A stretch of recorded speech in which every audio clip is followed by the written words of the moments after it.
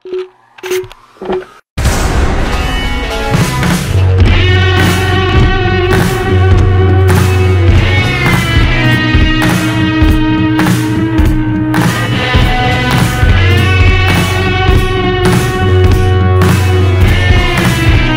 la gang! Cette semaine au podcast MotoX, on reçoit la voix officielle du sport motorisé depuis plus de 30 ans. Je pense que tout le monde dans l'industrie du motocross même moi, je le connais, Ben. C'est pas même Absolument. moi, Ben, avant On de reçoit Didier connaître la Scranen. moto, ça a été comme le premier que j'ai connu. On parle à Dan Thibault. Adrienne, on est de retour au podcast MotoX avec tout un invité. On est gâtés aujourd'hui. On est gâtés. Je veux pas faire de mauvais jeu de mots, Ben, mais je pense qu'on a un invité aussi hot que la température présente. Oh, absolument. Absolument. Mais là, juste avant d'aller avec notre invité, je dois remercier nos partenaires, évidemment, qui rendent possible le podcast. Je parle de Husqvarna Motorcycle Canada, Motovan, BL Performance, VP Race Fuel, Silverwax et Pantera Motorsports. Didier Scranen, comment ça va? Il fait chaud, dans ça va très bien.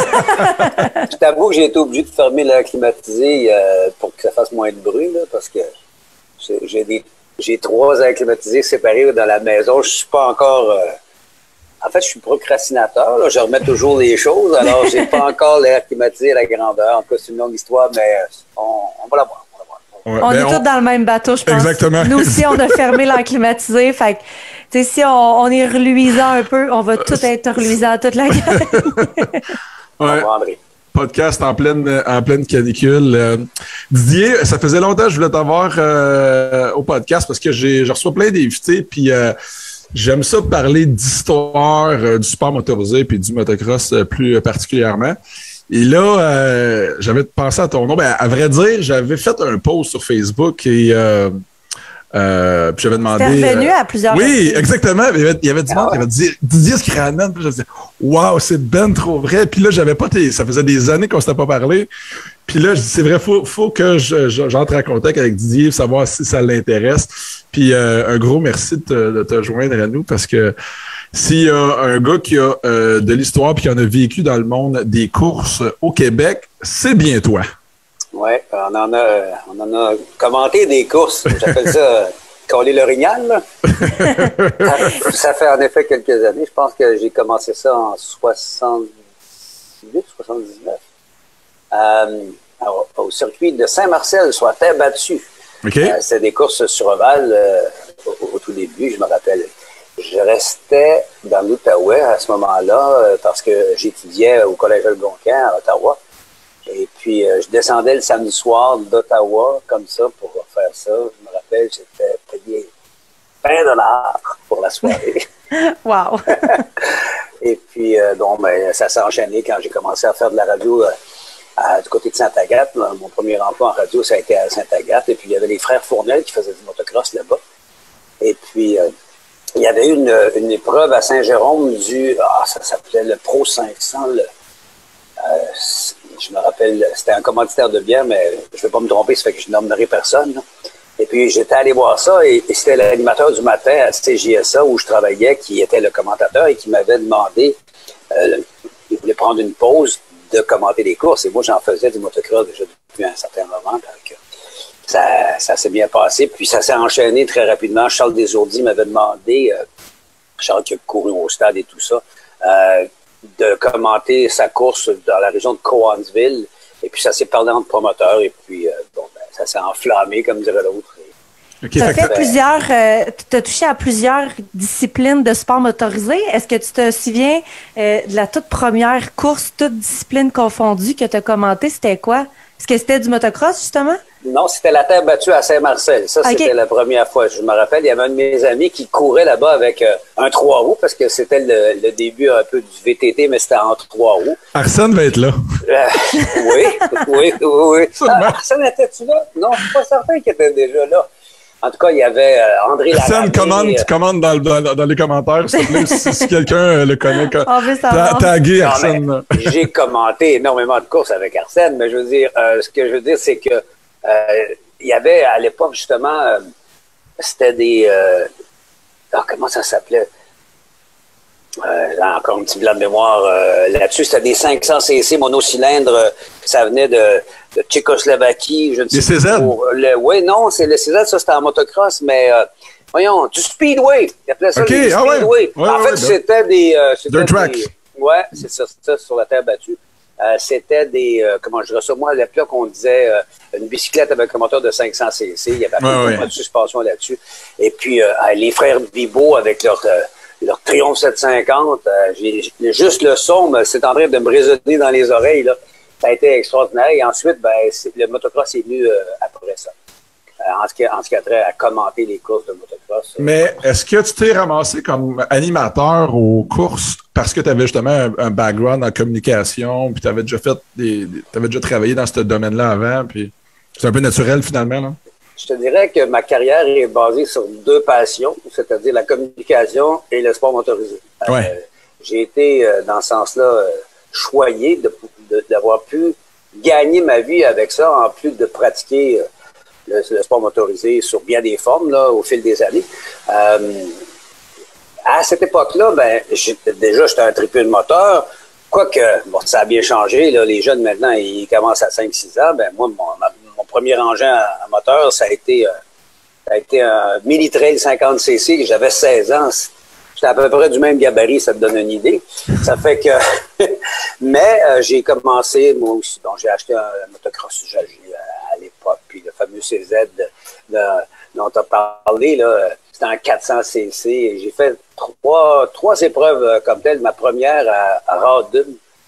Non, Saint-Jean-de-Mata, voilà. Il n'y a pas juste des glissades de Saint-Jean-de-Mata. Hein? Oui, exactement. Puis c'est drôle parce que je pense que c'est pas loin du site de...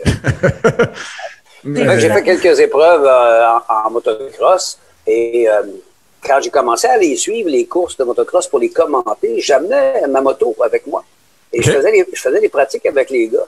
Oui. C'est drôle parce que je la rentrais j'avais une petite roulotte là, qui ressemblait à une toilette chimique. Et puis, il fallait que je rentre la moto, que je la tourne, que je l'installe à la place de la table et du lit. Oui. Et puis, je faisais les pratiques. Donc, j'étais un petit peu au courant des conditions de la piste et tout ça. Puis là, j'en ai commenté des courses et j'en ai... oui. Adrienne, tu as un background de communication toi aussi. Fait que tu pourrais peut-être devenir animatrice de courses de motocross, qui sait? Moi, en fait, j'ai comme une des deux passions de Didier. J'ai la passion pour les communications. Moi, j'ai fait de la télé et de la radio pendant longtemps avant d'avoir un petit garçon. Mais peut-être moins mon fort, ce qui est sport motorisé, quoique là, Tu connais ça? Oui. Ça venait comme un peu avec Ben, là. Fait que, tu sais, j'ai appris à... Mais c'est drôle que tu dises ça parce que et puis là, je dis vraiment pas ça pour te vieillir, là, Didier, vraiment pas. Mais avant de commencer tout à l'heure, c'est ce que je disais à Ben. Moi, j'avais aucune idée t'étais qui dans la vie, mais j'ai toujours connu ton nom parce que j'ai tellement des souvenirs de mon père qui regardait les courses de F1 que tu commentais l'année où Jacques Villeneuve avait gagné, entre autres. Puis il y avait une course, là, je pense, Ben, tantôt, il disait Australie, que c'était vraiment de bonne heure le matin. Le genre, il mettait son cadran à 6 heures, peut-être plus tôt, le dimanche matin, pour pas manquer ça. Puis j'ai des souvenirs très précis que je suis dans la cave chez mes parents, collée sur mon père, puis qu'on regarde la course de F1. Puis ta voix résonne dans mes oreilles. Puis on s'en rappelle encore. Je me revois quand j'étais tout petite, tu sais. Puis Didier Scranon, c'est un nom que j'ai entendu à maintes et maintes reprises à ce moment-là.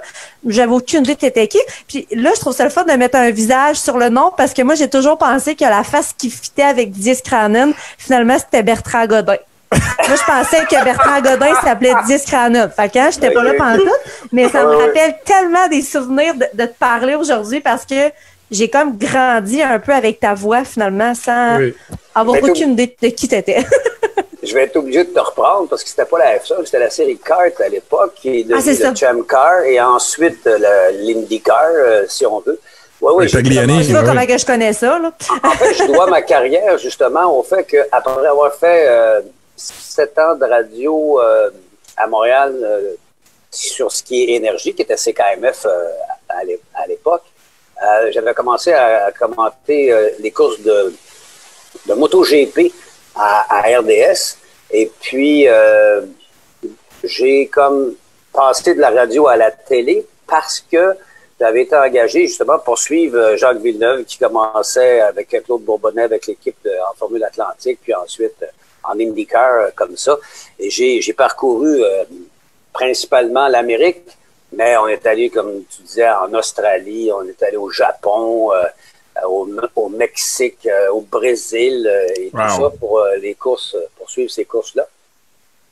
Et c'est ça. Pour moi, comme j'ai toujours dit, quand je commente une course, je la vis parce que je suis un tripeux de course et j'ai juste à ouvrir le robinet et ça sort. Ça sort. Et comme je suis un gars qui parle tout le temps, ben c'est bien parce qu'il y avait même quelqu'un qui m'avait dit un jour quand j'étais au Grand Prix du Canada, je courais en Honda Michelin à l'époque, puis je résume ça, il y avait un gars qui me dit, un des promoteurs de la série, qui me dit « Ah, tu parles trop, tu sais. C'est quand même, tu parles trop. » C'était un Ontarien qui m'avait dit ça en anglais. J'ai dit hey, « Tu sais quoi? On me paie très bien pour parler beaucoup. » C'est ça. J'ai fait ça toute ma carrière et puis, écoute, c'est incroyable. Je pourrais même pas faire le décompte du nombre de courses que j'ai commentées, mais je sais que c'était, entre guillemets, ardu parce que fatigant physiquement, mais j'ai toujours le même feu sacré quand il y a une course. C'est drôle, là, à bientôt 66 ans, quand je fais des courses à RDS de NASCAR, je suis un fou furieux. Là. Je mets des heures et des heures de préparation parce que, comme je l'ai toujours dit, l'improvisation préparée, c'est ce qu'il y a de mieux. Et je me surprépare. J'utilise pas la moitié de toutes les statistiques que je décortique à gauche puis à droite. Je vous dis, là, facilement, pour une émission de 2h30, 3h, les courses de la série Xfinity, je passe facilement 8 à 10 heures à aller chercher des statistiques, là, puis à préparer l'ouverture de l'émission qui dure 2 minutes, là, 3 minutes, puis j'en ai pour 60 minutes de choses à raconter, mais j'en ai juste 3. Ouais. Mais je crois que tu es plus connu dans je dirais, là, dans Monsieur, Madame, tout le monde, ils te connaissent plus comme, c'est ça, le commentateur de NASCAR, d'IndyCar, tout ça, qu'on voit RDS, puis dans ces événements-là, que l'animateur de course de motocross, parce qu'évidemment... Moi, je ne savais pas que tu avais mais non, c'est ça. Motocross. C'est évidemment le sport du motocross plus niche, on n'a pas la même couverture médiatique, mais... Tu remontes à très loin en motocross. Et moi, je me rappelle, étant un jeune qui courait peut-être même pas à l'époque, d'aller à l'Arena Cross de Rivière-du-Loup. Donc, ils faisaient une course qui font encore d'ailleurs. Je pense qu'ils vont célébrer leur 40e anniversaire, je crois, 45e anniversaire, je crois, l'année prochaine. Ça n'a pas eu lieu, évidemment, cette année et l'année passée, mais tout ça pour dire que tu étais animateur. Là, c'était une des plus grosses courses au Québec. Par le calibre de pilotes. Il y avait des pilotes de partout d'Europe, des États-Unis qui venaient. C'était très, très relevé comme niveau. Et toi, tu étais là, puis comme je te dis, moi, à l'époque, petit cul, je regardais tout ça, puis là, je t'avais vu arriver. Puis, tu avais vraiment le statut de rockstar pour moi, parce que tu arrivais, premièrement, avec ton char de course. Il y avait comme une vibe à l'époque des années 90 qu'on retrouve plus vraiment aujourd'hui. Tu arrivais, le char de course, stripé à grandeur, puis on dirait que tu avais ta loge en arrière. J'étais comme, wow! Le gars a vraiment un setup de malade. Tu avais réussi quand même à faire quelque chose de vraiment, vraiment hot. Je pense qu'il y avait comme quelque chose alentour de ton nom puis ton image qui faisait en sorte que tout d'un coup, il y avait plus de valeur, on dirait, à l'événement. Je me trompe-tu? Ou? Ben, comment je te dirais ça? Si je parle de...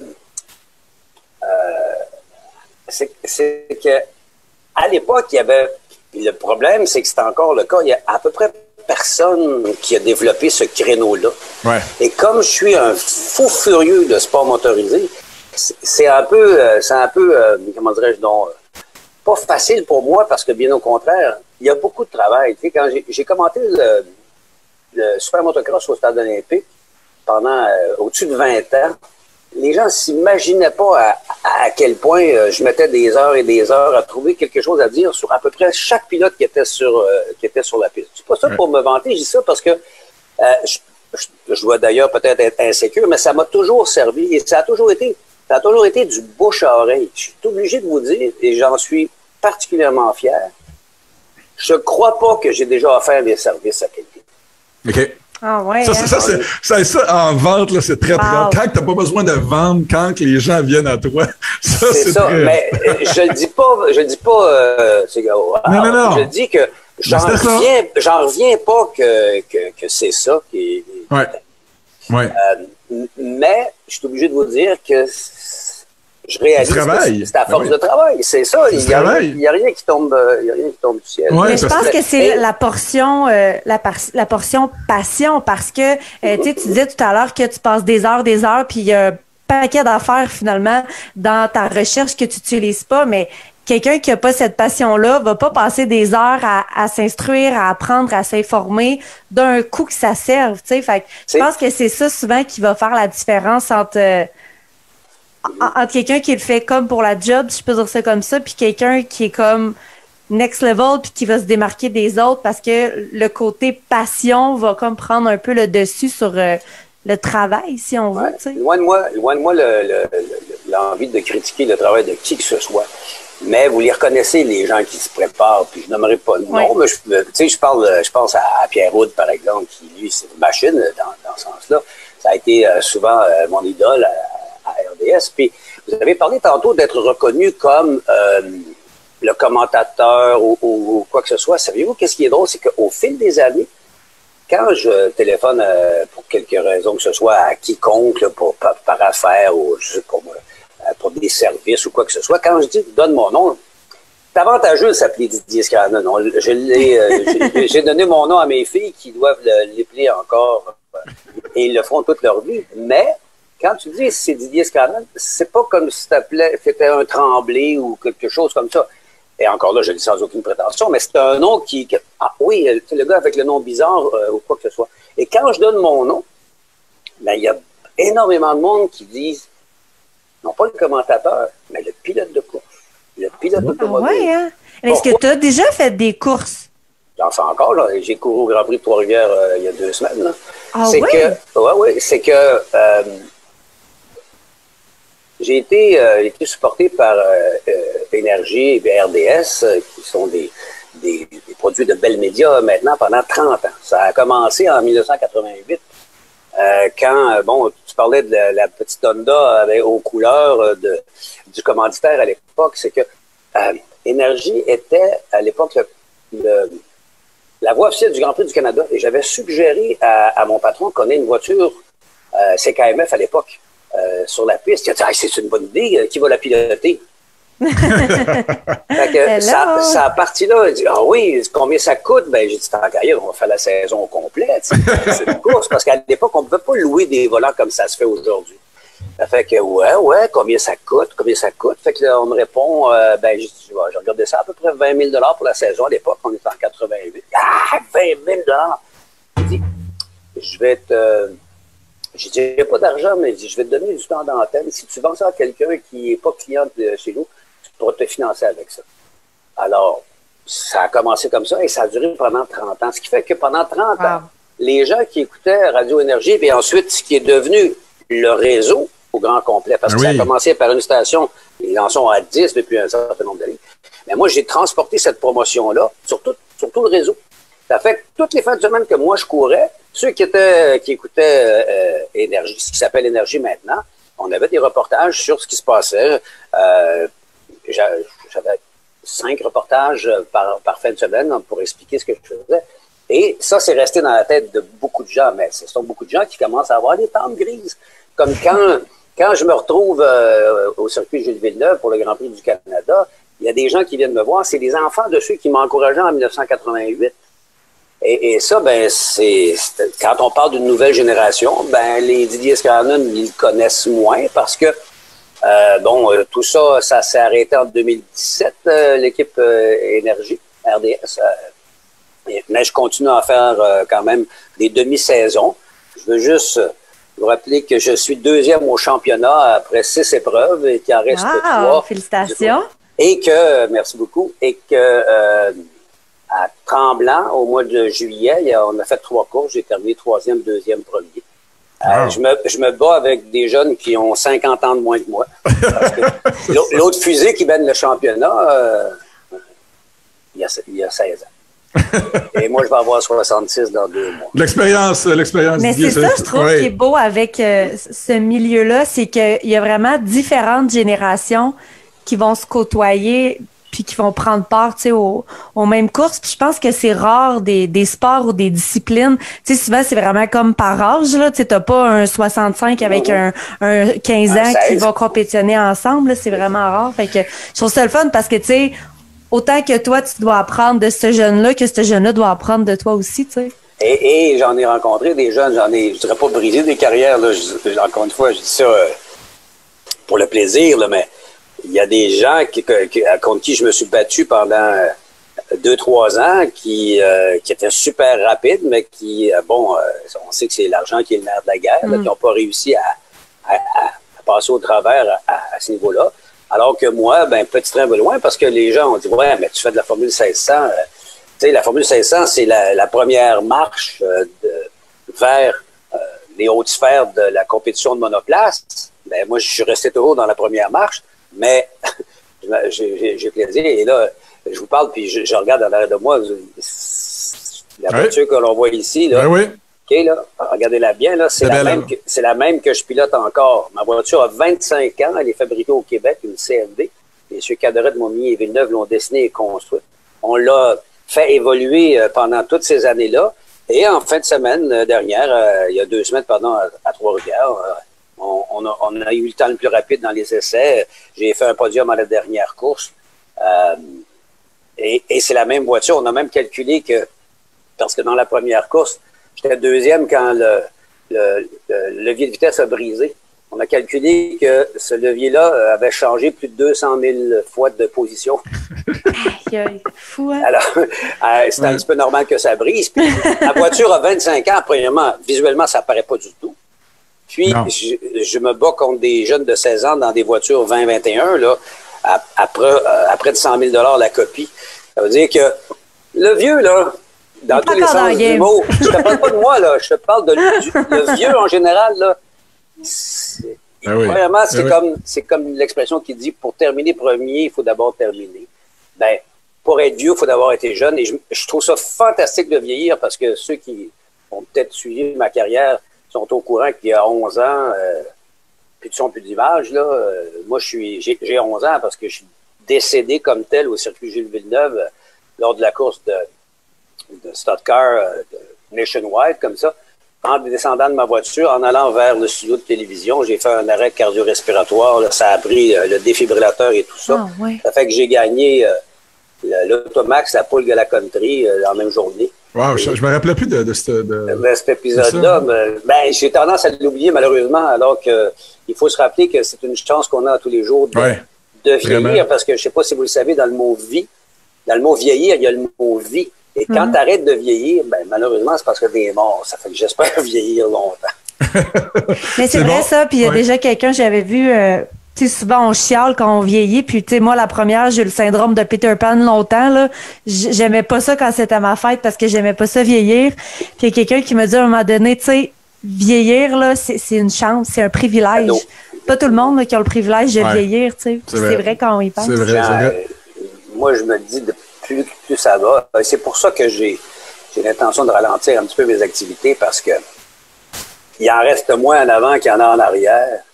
Et j'ai malheureusement, j'ai un frère qui a 1 an de plus vieux que moi, qui est dans un CHSLD avec des troubles de démence, qui est en couche, puis qui parle plus. Puis je me dis, j'ai déjà eu l'odieux de dire, à un certain moment donné, quand j'avais des problèmes qui en étaient pas vraiment, maudite vie sale. Oh! Faut que tu passes à côté de la perte pour te rendre compte que c'est pas le genre de choses qu'on doit dire. Perspective, des fois, ça... Ah oui, c'est vrai. Vraiment, non, perspective. Non, absolument. Puis comme ce qui se passe présentement, mais même chose, qu'est-ce qui se passe présentement? Dans le monde. Dans le monde, puis tu fais il y en a qui essaient de sauter sur des avions pour se pousser de pays. C'est assez incroyable. Il faut se rendre compte comment on est privilégié en Amérique du Nord. L'Amérique du Nord et l'Europe en général, là, c'est le paradis. Ouais. Il faut que tu aies été ailleurs pour te rendre compte que C'est vrai. C'est vrai quand tu as voyagé que ça remet en question bien les affaires, puis ça remet en perspective bien des choses, des petites choses qui nous agacent, puis qu'on aime, hein, on aime taper sur le clou, puis ça. Jusqu'à temps qu'on se rende dans un pays, je sais pas trop, en Asie du Sud, puis qu'on se rende compte que finalement, il y a même pas de lumière là-bas, puis qu'il y a pas de ci, puis qu'il y a pas de ça, puis que, tu sais, c'est la jungle, là. Fait que ça remet en perspective bien des petits problèmes. Vraiment. C'est philosophique un petit peu notre conversation, là, mais je suis allé courir les gazelles, là, le rallye des gazelles là, au Maroc. Et il y a un petit gars qui, parce que bon, ils sortent de terre, on ne sait pas d'où ils viennent, t'es dans le désert, évidemment qu'il y en a qui arrivent, je ne sais pas d'où ils viennent, mais en tout cas, c'est assez particulier. Ça, c'est un endroit magnifique. Et il y a un petit bonhomme qui saute sur le marchepied du Jeep dans lequel je suis, puis il demande des stylos, eux, parce que le roi les empêche de demander de l'argent. Ça fait qu'ils demandent des stylos. Parce que quand ils vont à l'école pour pouvoir écrire, ils n'ont pas de stylo. C'est monsieur, donne-moi un stylo, donne-moi un stylo. Et il y a un autre petit bonhomme qui s'amène puis qui il montre son doigt qui est gangréné jusque-là. Puis monsieur, donne-moi un médicament. Oh my God. Oh my God. Incroyable. Cet épisode-là, j'ai compté ça à mes filles. Après, je disais, arrêtez, là. Jamais vous entendre de vous plaindre que vous aimez pas le resort où on va en vacances. On se plaint que notre iPhone va pas assez vite puis que la réception est lente. C'est fou. Hey, mais Didier, je veux qu'on revienne un peu sur le volet commandite, tout ça, parce que moi, ça m'intéresse beaucoup. Puis il y a plein de coureurs qui nous écoutent, tout sport confondu. Puis tu sais, tu parlais de course, puis de ça, puis de passion, évidemment, puis de résultats. Mais je pense qu'au-delà, tu sais, si je regarde ton cas, toi, au-delà des résultats et tout ça, je pense qu'on a un très bon cas de marketing en face de nous. Vraiment. Puis tu sais, des personnes au Québec qui gagnent leur vie en tant que pilote, là, dans le sport motorisé, là, il y en a pas beaucoup. Il y en a vraiment pas beaucoup. Et il faut faire preuve d'ingéniosité, puis think outside the box, comme ils disent, là. Je pense être plus qu'un athlète. Exactement. Puis c'est vraiment ça. Je pense que tu as montré à bien du monde comment on pouvait le faire. Puis moi, c'est ça qui m'a toujours impressionné. Puis juste, tu parlais de ton deal avec RDS puis Radio Énergie. Puis Andréane, c'est un peu pour ça qu'elle te connaît. Tu sais, puis ça t'a tellement donné de visibilité. Tu sais. Puis ma question, dans le fond, c'est pour les jeunes qui nous écoutent puis qui espèrent justement faire une carrière. Puis on se bat tout le temps pour avoir des commanditaires, pour monter notre niveau, puis avoir les partenaires qui nous suivent, mais ça prend toujours de la visibilité. Il faut qu'on se fasse connaître. Ça serait quoi le conseil que tu aurais pour un jeune aujourd'hui en 2021 pour justement espérer comme ça monter son programme, puis la visibilité, puis les commandites, puis tout ça, là? Il faut que tu partes avec l'idée que tu n'en feras jamais assez. Ouais. Ou jamais trop. C'est tout.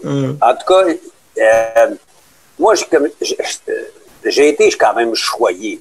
J'avais la plateforme, j'avais le micro et tout ça, et je continue à parler de mes partenaires à chaque fois que je peux. Le groupe STCH, mon ami Claude Hamel. Vas-y. Plug-la, c'est ça. Non, mais c'est lui qui est en train c'est lui qui me permet de poursuivre. Et c'est un bonhomme extraordinaire, Claude Hamel. Il y a une entreprise qui fonctionne énormément et son titre, maintenant qu'il a légué certains de ses pouvoirs à d'autres, là, c'est sa carte d'affaires est marquée chef du bonheur. Et c'est un gars qui entretient ses employés. C'est phénoménal ce qu'il fait et il obtient un rendement tout aussi phénoménal que ça. C'est la même chose avec les commanditaires. Il y a toujours du travail à faire. Tu sais, moi, je continue. J'écris, tu sais, je suis en fin de carrière, c'est moi qu'on peut dire, là. Mais communiquer avant, communiquer après, tant qu'on peut. La formule là-dedans, c'est un peu comme on a parlé tantôt quand je commande des courses, c'est que le travail. Mais c'est comme un couple, finalement, tu sais, ça s'entretient. On dit souvent que faut qu'on le travaille, notre couple. Ben, c'est la même chose avec les relations qu'on a avec nos partenaires, tu sais. Exactement. Ben, et dans ce sens-là, je suis flabbergasté par un gars comme Martin Danjou qui fait festidirect.tv, qui va chercher des sommes d'argent phénoménales pour ses protégés, là, parce qu'il y a un programme qui s'appelle Festidirect Développement, et il va chercher des compagnies que lui met en relation, on appelle ça du business to business, Et la commandite est plus comme une carte d'affaires pour permettre que un des commanditaires rencontre quelqu'un d'autre, puis il fait du développement des affaires à l'extérieur. Mettre un autocollant sur une voiture, c'est sûr que ça a son impact. Faut pas l'enlever, ou sur une moto. Bon, t'as été commandité longtemps, puis sérieusement, aussi j'ai l'impression, les boissons énergétiques particulièrement et tout ça. Mais il faut créer avec ces gens-là, c'est ça qui est le plus important, une relation. Quand on parle de relation d'affaires, là, c'est pas juste, OK, merci, prends le chèque, puis mets l'autocollant, ou je sais pas quoi, puis t'en vas, oublie ça. C'est pas facile. C'est vrai que il y a deux choses que je retiens. C'est pas facile, puis il y a beaucoup de travail. C'est vrai, c'est vrai parce que c'est très très ardu présentement, surtout dans la situation qu'on est. Beaucoup de compétition, le web, ça fait bien des choses à négocier tout ça.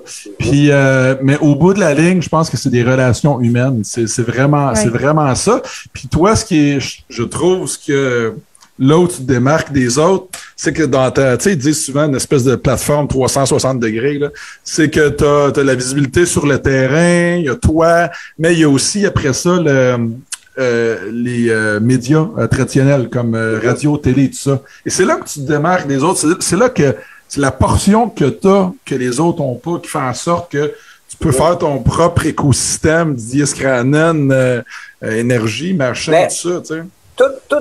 Toutes les façons de le faire sont bonnes.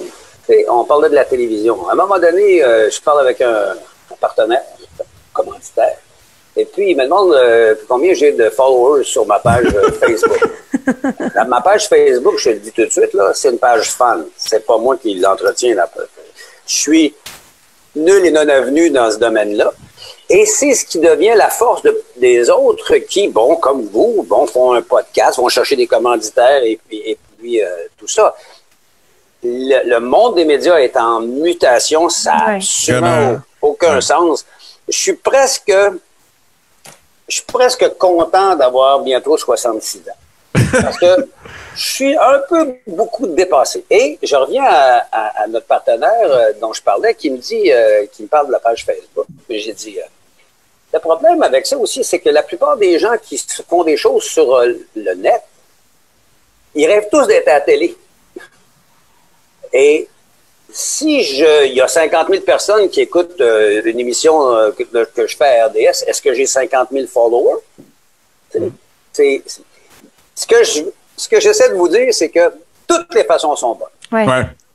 Donnez de la visibilité. Faites du business to business.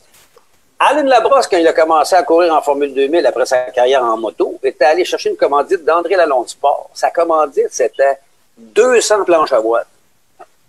C'était le début des planches à voile, tout le monde voulait des planches à voile. Il s'est fait payer 200 planches à voile qu'il a vendu, puis il s'est financé avec ça. Ouais. Toutes les façons sont bonnes pour que, tu sais, l'image, mettre des commanditaires en relation. Écoute, j'ai tellement fait de choses à ce niveau-là. C'est fou.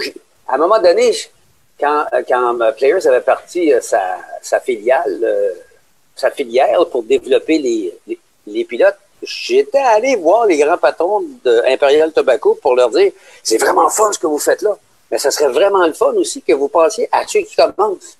Puis ça serait une bonne image de vous. » Et j'étais allé chercher de la commandite, pas pour moi, pour la série dans laquelle je courais, pour que justement, Normand Legault faisait courir la 1600 pour 0.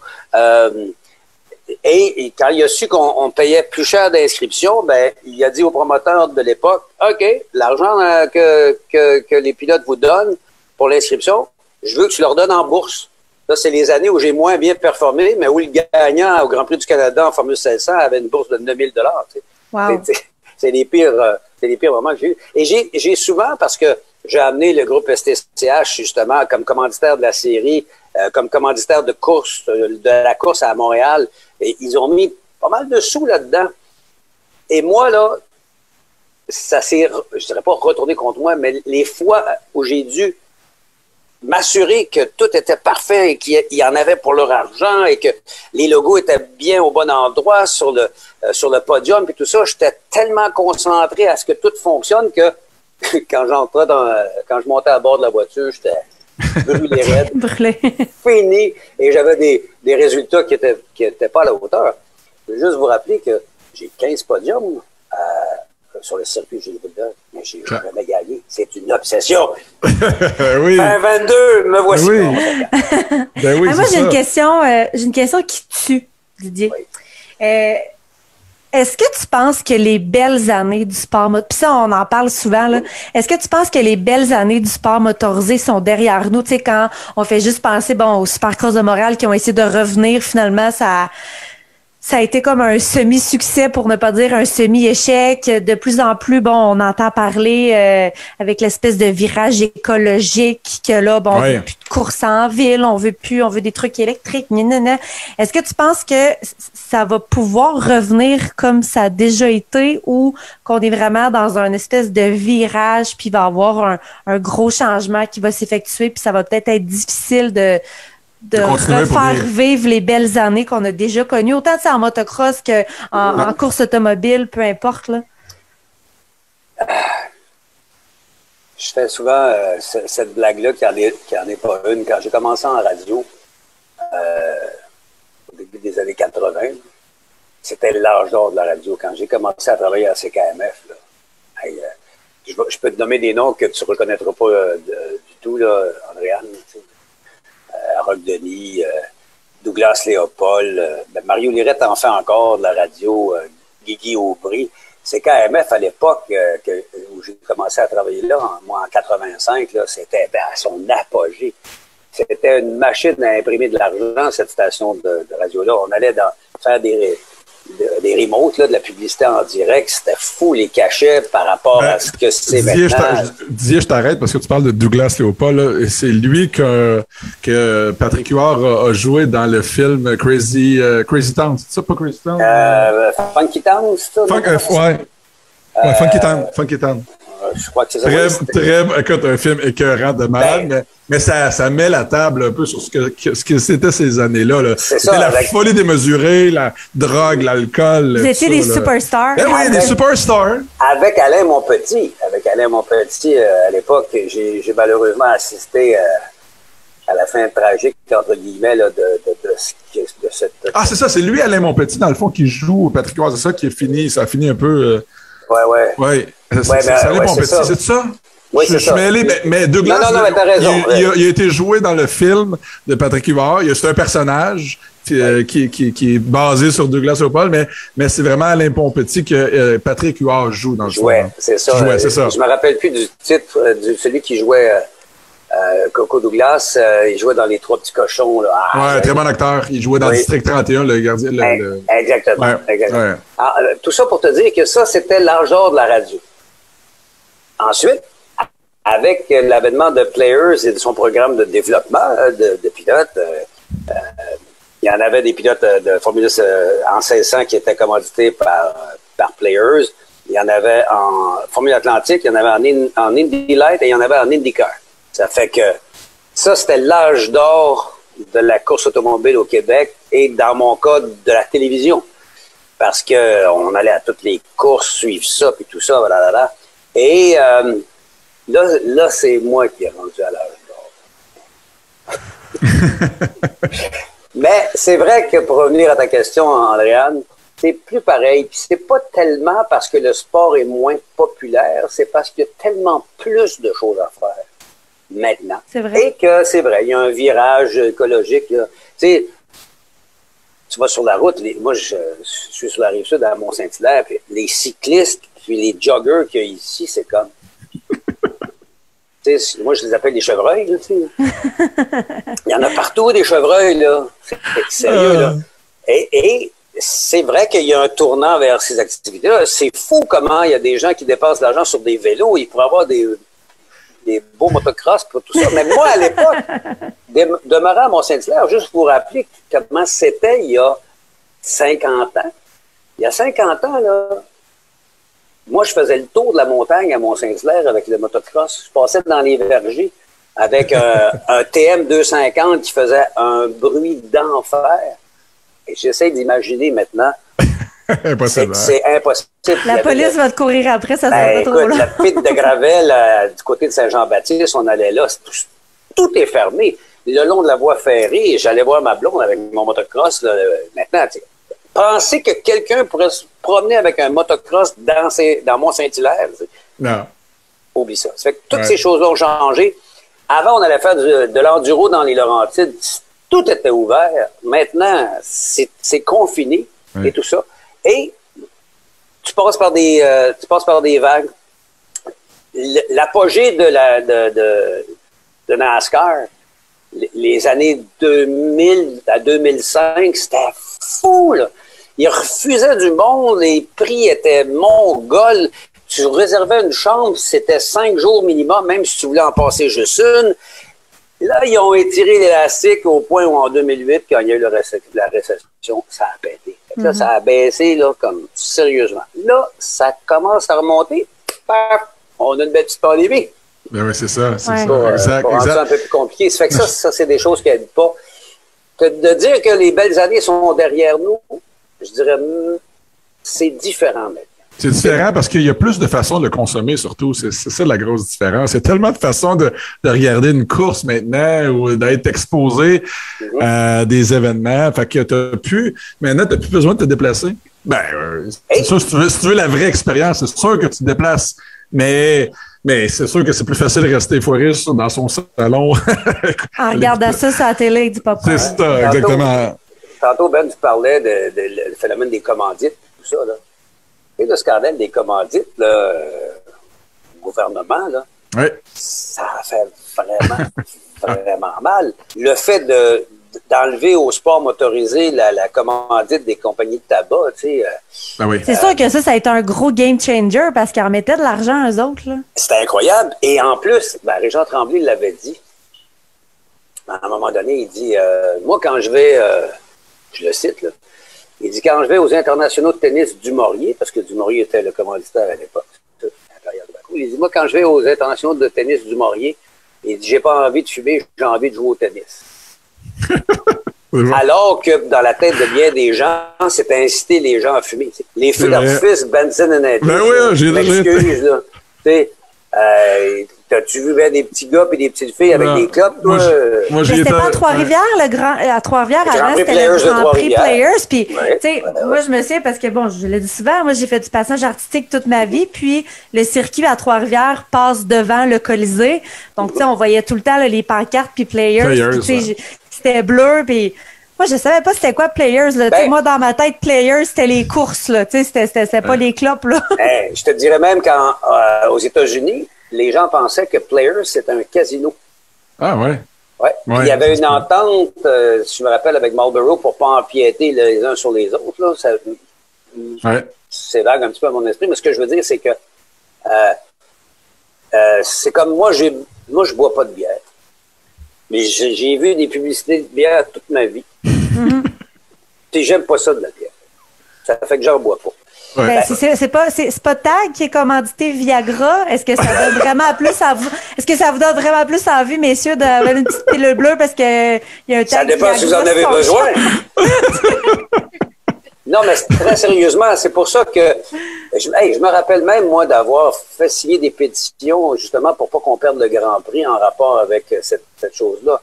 Moi, je pense que c'est un des exemples du politically correct qui va finir par nous tuer parce que c'est dans tout maintenant. Là. Ouais. Oh, oui. Écoute, je pense qu'il y a eu des manifestations à Trois-Rivières pendant le Grand Prix, justement. J'ai vu des gens, des personnes âgées qui manifestaient parce que ça faisait du bruit. Mais c'est parce qu'ils ont construit des résidences pour personnes âgées juste à côté de la piste. Ouais, c'est ça. Si tu veux être tranquille, achète pas le terrain à côté de la piste de motocross. Ben écoutez, M. Stroll, du côté de Mont-Tremblant, là, c'est la même chose. Là. Toutes les personnes qui sont construites près de la piste il y avait une piste de course. Mais là, ils font tout pour la faire fermer. Ah, ça, c'est dommage. Ça, c'est quand même très dommage. Je m'excuse, mais en tout cas, Est-ce que tu penses que l'électrique... Ça ferait l'électrique... l'objet d'un podcast de 5 minutes c'est ça. Est-ce que tu penses que l'électrique peut être une bonne alternative avenue pour le futur? Tu sais, autant en course, je sais pas, des NASCAR électriques, c'est quelque chose qui va pouvoir exister un jour? Je pense que je vivrai pas assez vieux pour voir ça. Mais pour ça, là, les Américains, ils s'assument plus, je dirais. Tu sais, du NHRA, la cour d'accélération, là-bas, là, des affaires de 12 à 14 000 chevaux là, qui consomment, qui ont une pompe à essence qui amène 80 gallons à la minute. Là. Ça dure 4 secondes, ça fait qu'ils n'amènent pas les 80 gallons d'un coup sec, là, mais ça, c'est l'extrême. Ouais. Mais entre les deux, il y a certainement quelque chose. Moi, je pense que l'hybride est la solution parce que c'est beau l'électricité pour faire fonctionner des voitures. Au Québec, l'électricité est propre. Oui. Ailleurs dans le monde, centrale nucléaire, charbon, toutes sortes de choses. Il y a 2 énergies propres, hydroélectrique puis éolienne. Pas partout qu'il y en a. Bon, les panneaux solaires, maintenant, ça se développe. Puis, moi, c'est drôle parce que j'aime autant regarder une belle voiture de course que regarder un arbre. Je trouve les arbres, ça m'émeut. Ben, vous avez ça en commun. Sérieusement, quand je vois quelqu'un couper un arbre, je suis là. Ouais. Qu'est-ce que tu mets? L'électrique, on va en venir à là, c'est certain. J'ai entendu un spécialiste parler de ça il y a quelques années à Radio-Canada qui disait, parce qu'on lui posait la question, c'est quoi la meilleure chose à faire avec les voitures en ce moment? Est-ce que j'achète une électrique ou quoi que ce soit? Et le spécialiste avait dit à ce moment-là, gardez votre voiture le plus longtemps possible. Ouais. C'est ça qui est moins nuisible à la planète. Ben, c'est ça, là. Ben oui, hey, on salue mon père. Parce que les construire, les voitures, même s'ils sont électriques, c'est ça. Ça laisse une empreinte carbone assez importante. Exactement. Mais Ben, je veux juste expliquer. Parce que j'ai dit, salut mon père. Je vais dire d'écouter ce podcast-là parce que mon père, là, il garde longtemps ses chars, mais longtemps. Puis là, tantôt, tu disais que ta voiture a 25 ans. Là, de garder la voiture longtemps, hey, il t'aime déjà, mais il va t'aimer encore plus, là, c'est sûr. Si on tombe dans le personnel, je roule un Jeep Grand Cherokee 2008. J'ai une Mazda Miata de 92. J'ai une BMW comme moto, c'est une 2005. Je suis vieux et j'ai beaucoup de vieilles bebelles. Un peu comme moi. Aussi, je suis obligé de vous dire que je vis encore dans les prix d'il y a 20 ans. Fait que quand je vois combien sont rendus toutes les choses que j'aime. C'est incroyable. Le prix d'une maison, voyons donc. Qui va aller acheter un char au prix d'une maison? Sérieusement, là, des VUS à 70-80, des pick-up à 100 000. Yeah, right. Là, je suis là. 1000 piastres de paiement par mois pour un truck, yeah, right. Bonjour à tous, bienvenue dans cette nouvelle chronique présentée par les moteurs Pantera. Cette semaine, on s'attaque à un sujet qui donne des casse-têtes un petit peu des fois à certains. On parle des composants système électrique sur votre moto, VTT, side-by-side, c'est un petit peu tous le même fonctionnement. Je vais être honnête, même moi, en tant qu'ingénieur en mécanique, la côté électrique, souvent, là, me donne des petits hauts le cœur.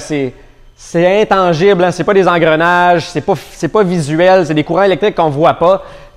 Donc, il faut y aller de façon méthodique, puis on va couvrir rapidement les composants de base, leur fonctionnement sommaire, puis peut-être ça va vous aider un petit peu là, à vous démêler sur comment ça se passe sur votre moto.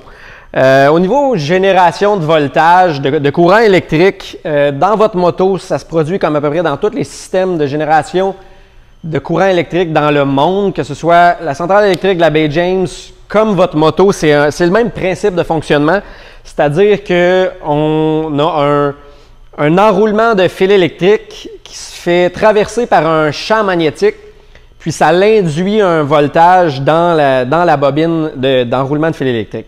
Dans votre moto, les enroulements, on appelle souvent ça un stator. Le stator, dans le fond, c'est effectivement des petits enroulements de fil de cuivre que vous allez retrouver là, dans votre moteur. Puis, au niveau de la moto ou de la plupart des moteurs, là, des petits moteurs, on parle du système le plus simpliste possible. C'est un système à aimant permanent. Donc, vous avez bon, probablement aussi utiliser le terme là, magnéto ou dynamo même qu'on avait sur nos vélos là, à l'époque. Donc, vous avez un volant magnétique, communément appelé aussi une flywheel, qui est boulonné sur le vilebrequin de votre moteur. Celle-ci est forcée de tourner en même temps que le vilebrequin, puis elle va faire passer le champ magnétique de ces aimants permanents dans les enroulements de fil de votre stator. Donc, ce volant-ci est composé de plusieurs aimants permanents. Il y a des nord, des sud, des nord, des sud. En général, il y en a le même nombre là, que le nombre d'enroulements sur votre stator. Ce que ça va créer comme voltage, c'est un courant alternatif parce que les aimants nord-sud vont créer un voltage positif puis négatif, positif, négatif. Donc, ça fait un onde, ce qu'on appelle de courant alternatif. Dans la version la plus simple de certaines motos, on va rester en voltage alternatif pour utiliser simplement ce courant-là pour aller générer l'étincelle qui va créer la combustion dans votre moteur. Donc, la puissance générée par le stator, on parle de voltage environ de 100 à 1000 volts. C'est ce qu'il y a de plus commun, je vous dirais, là, au niveau de génération de voltage aimant permanent.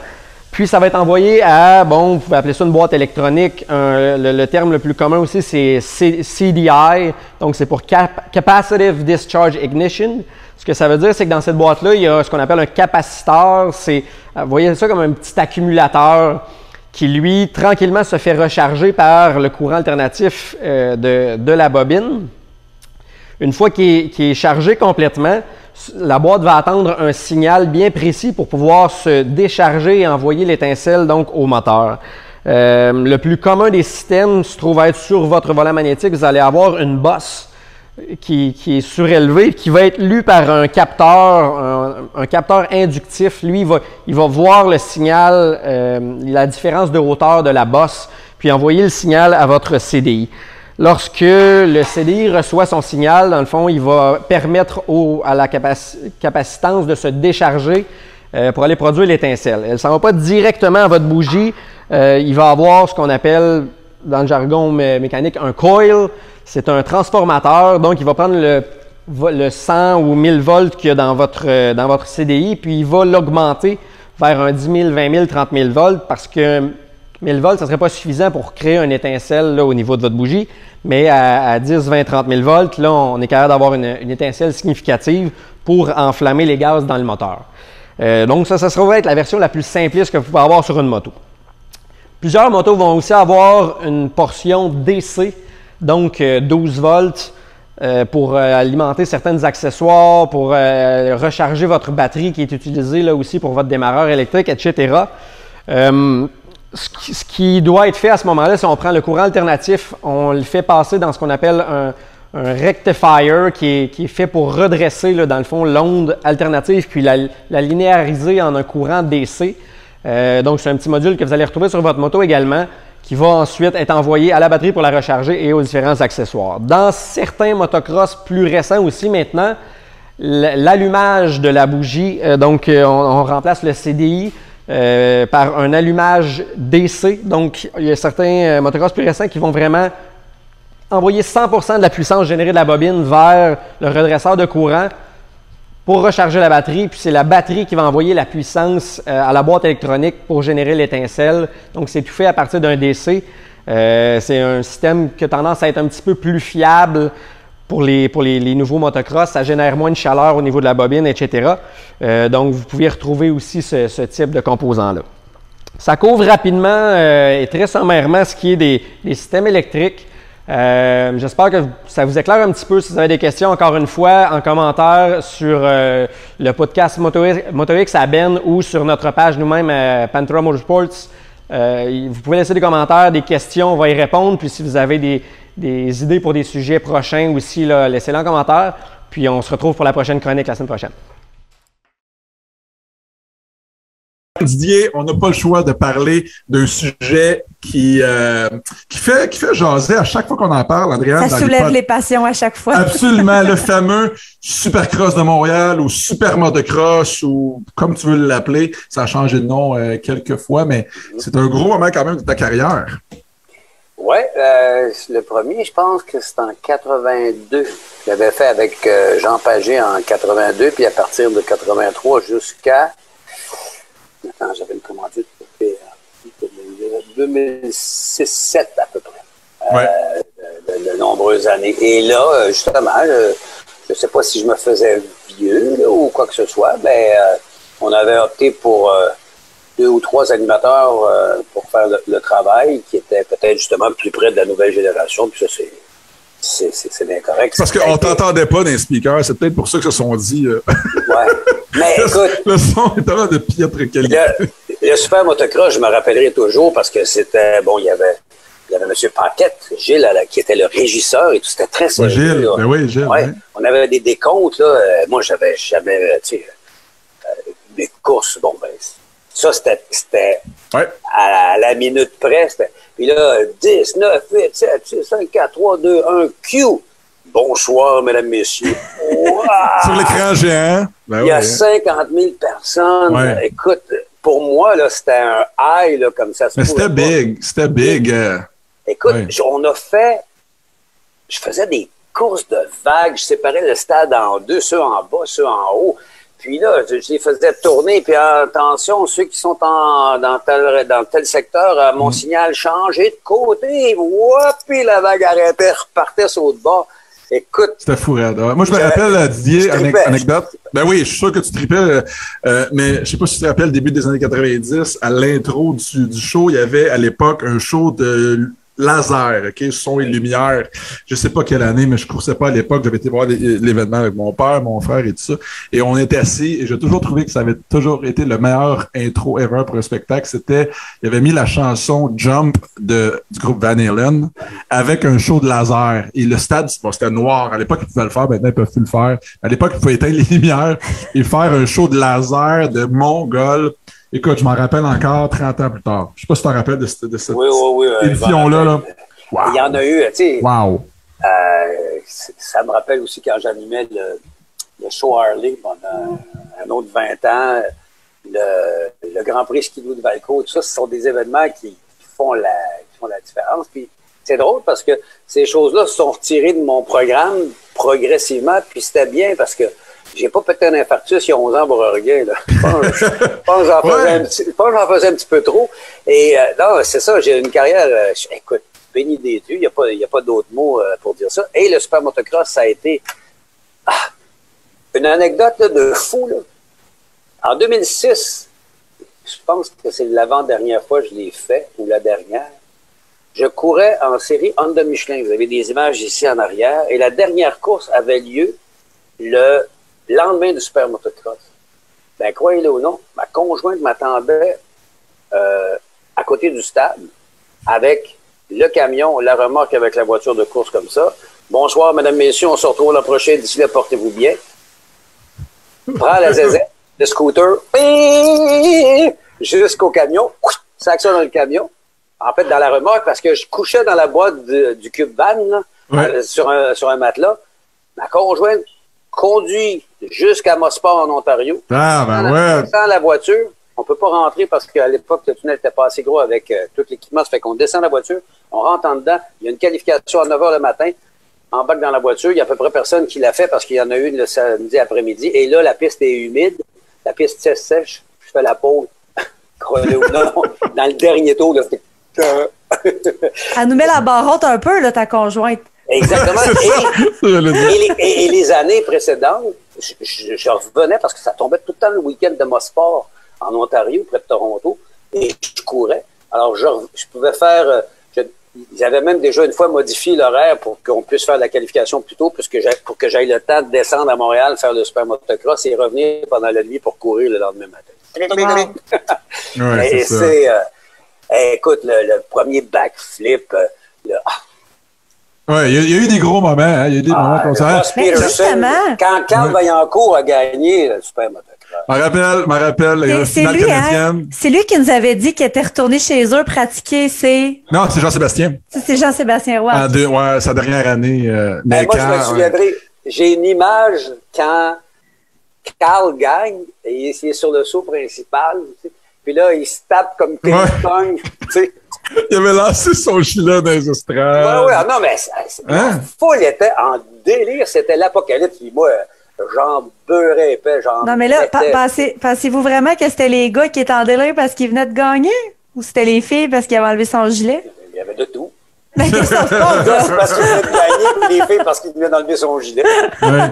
Mais Carl a été, moi je trouve que ça a été le premier pilote au Québec à faire la trail, comme j'aime dire, pour les autres, dont moi, puis plein d'autres pilotes, à ouvrir les yeux à des médias plus mainstream sur le motocross. Tu sais, je me rappelle, Carl, à l'époque, en 91, il faisait tous les médias, Journal de Montréal, il passait à la télé, il faisait entrevue à Adlib avec Jean-Pierre Coallier, puis tout ça. Tu sais. Ouais, c'était big. Là. Ouais. Il y avait une commandite de SO, je me rappelle, pendant un certain nombre d'années. Là, c'était la grosse pétrolière et puis tout ça. Les belles années là, du motocross de Ross Peterson. Ensuite, bon, il y a eu, comme vous l'avez dit tantôt, l'époque Jean-Sébastien Roy, qui lui a aussi laissé son empreinte indélébile sur le super motocross au Stade olympique. Pierre Corbeil, que je salue en passant si jamais il nous écoute, était un visionnaire. C'était un... Il écoute, c'est à lui qu'on doit tous les succès qu'on a connus, tout le monde, là, les coureurs et tout ça. C'était quelque chose. Il fallait avoir les reins solides pour...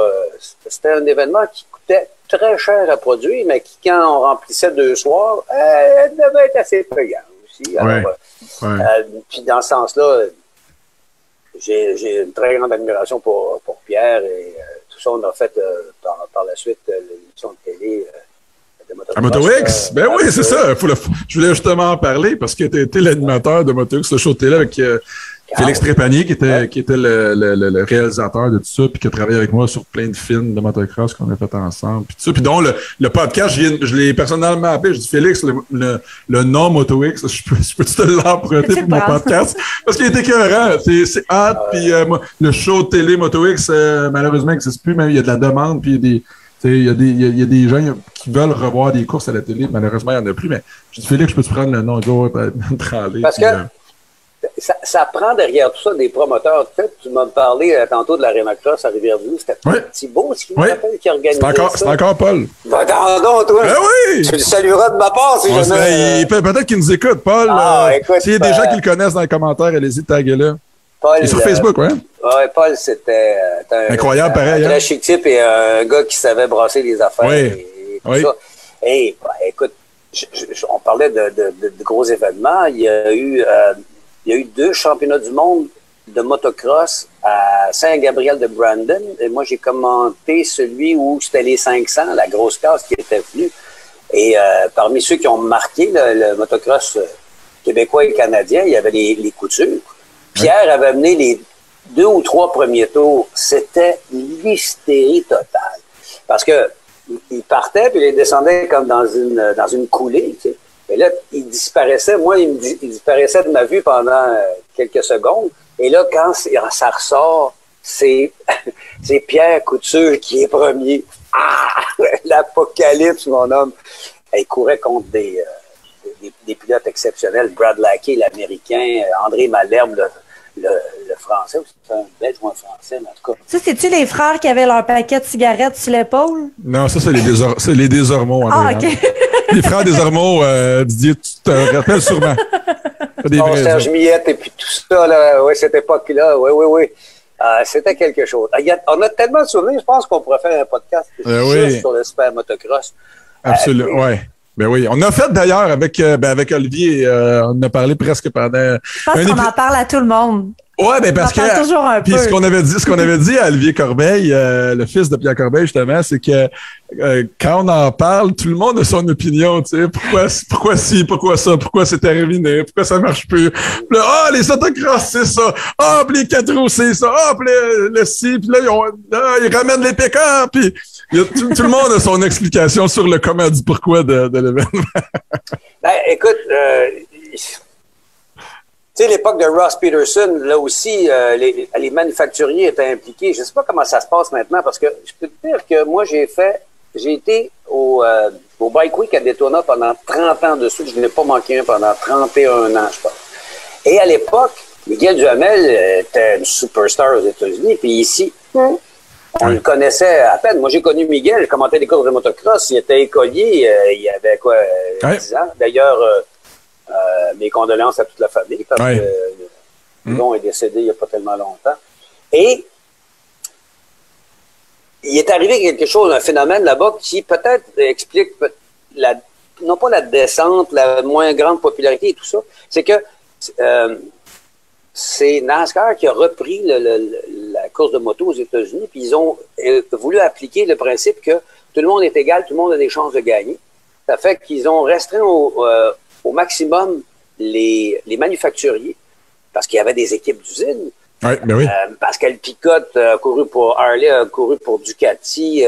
On parle de Jet Guenette, moto illimitée, là, qui courait pour Mozi Kawasaki, des grosses équipes d'usines. Et ils ont enlevé tous les avantages que pouvaient avoir justement ces équipes-là. Et ils ont mis la moto sur circuit routier par terre, parce que ils n'ont pas compris que tous ceux qui voulaient courir au Daytona 200 ne rêvaient que d'une chose, c'est de décrocher un guidon usine. Mais là, il n'y avait plus de guidon usine. OK. Je ne sais pas comment sont maintenant les manufacturiers impliqués dans le domaine du motocross, mais encore là, 2008, là, ça a été comme... Ouais. On a comme mis le bouchon. Ouais. Scandale des commandites, l'argent, il y en avait. Puis c'est drôle parce que la rentabilité aussi, ça, c'est tout un phénomène économique. Les gens qui font des investissements à la bourse et tout ça, les compagnies doivent donner tellement de rendement que tout ce qui est superflu comme dépense, ils ont d'ailleurs commencé par considérer que tout ce qui était marketing, c'était superflu. C'est tout le temps le premier. La première chose qui revole. Hein. C'est le domino. Et là, ça déboule, ça déboule. Hey Didier, tabarouette, falloir qu'on se laisse parce que sinon, demain, on sera encore ensemble en train de jaser de courses puis de ci, de ça. Mais on reprendra ça, je pense. On fera un tome 2. Hey, ça passe tellement vite. Oui, tu sais. Puis vous avez un verbomoteur comme invité, ça fait que ça devient... Non, mais ce qu'on pourrait faire, Ben, c'est le réinviter. Puis là, à un moment donné, le Miloland va repartir, tu sais. Oui. Puis là, tu disais tantôt, Didier, que bon, tu ralentis ça un petit peu. Si jamais tu cherches une job, on pourrait t'engager pour 2-3 shows l'année prochaine là, avec le Miloland. Pourquoi pas? Venir commenter ça. Là, on est une gang bien le fun. Sérieusement, j'ai commencé très rapidement à être largué, justement, quand Ben a commencé, lui, à connaître sa très grande popularité avec les concours de... À l'époque, on appelait ça un concours de saut spectaculaire. Hein? Ça a changé de terminologie maintenant. Et j'étais avec justement Félix, si je me souviens bien, parce qu'à un moment donné, j'avais demandé à Pierre d'être sur une estrade au milieu de la piste pour pouvoir m'adresser directement à la foule puis être mieux placé, parce que ce que je sais pas, c'est que je commençais à moins bien voir les numéros. Puis et quand il me refilait les termes des sauts que vous faisiez, là, c'est là que je me suis dit oh, OK. Carl, c'est quoi celui-là déjà? Là? Les gens m'ont-ils des poignées? Tu sais, double, je sais pas quoi, triple X. Tu sais, toi. Superman C-Grab, double. Kiss of Death. Knack, puis ah oui, non. Là, ça me fait rire parce que ça commence à être un peu acquis. Il y a quelques spécialistes. Puis là, je sais pas si vous avez vu la saga avec le skateboard, entre autres, que là, on veut comme tout franciser ces affaires-là. Fait que là, c'est plus du motocross freestyle, c'est de la... C'est libre. C'est libre, motocross. Oui. C'est ça. Alors que les Français, eux, ils font du shopping puis ils mettent des... Ouais, c'est ça. Mais écoute... Ils ont des sponsors, ils n'ont pas des commanditaires. Des sponsors. Mais Didier, il va falloir qu'on fasse quelque chose. C'est sûr qu'on va se reparler d'ici la fin de la saison du podcast. Un gros merci encore d'avoir été là. Bien apprécié, vraiment. Là, merci. Didier a 18 tout de suite. D'habitude, les invités, ça demande quand, comment, pourquoi. Didier, on le fait tout de suite. Parfait. Yes. C'est simple. On va suivre ta saison de course. Combien de temps qui te reste? Écoute, j'attends une réponse, justement, d'un éventuel commanditaire pour faire les 3 dernières courses qui sont au Mont-Tremblant dans le cadre de la classique d'automne. J'ai des bonnes chances, si j'y suis, de terminer vice-champion. Ça m'étonnerait, à moins que le petit jeune et 2 abandons sur les 3 courses qu'on va faire. Je pourrais aller chercher ce sera un 5e titre en Formule 1600, là. Mais je le fais pour le plaisir, puis je l'ai toujours dit, le fun est dans le podium. Mais je travaille avec les mêmes gens depuis 25 ans, ça fait que ça devient plus que de la course. C'est l'occasion de se retrouver ensemble. Ouais. On va suivre ça, c'est sûr. On va te souhaiter bonne chance. Ma conjointe fait de la bouffe comme c'est pas possible. Ça fait que... Du coup, dans votre milieu, là, dis-tu bonne chance ou ça porte malheur? Faut dire merde? Comment ça marche? Collègues, non, faites-le comme vous voulez. Moi, je tiens à vous remercier, ça a été super le fun. N'importe quand vous voulez. Super, parfait. Un gros merci Didier.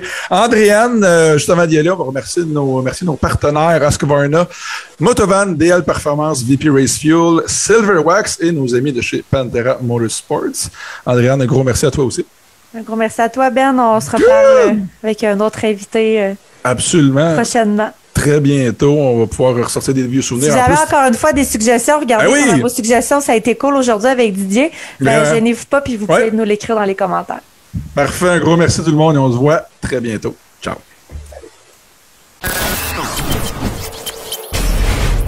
Salut.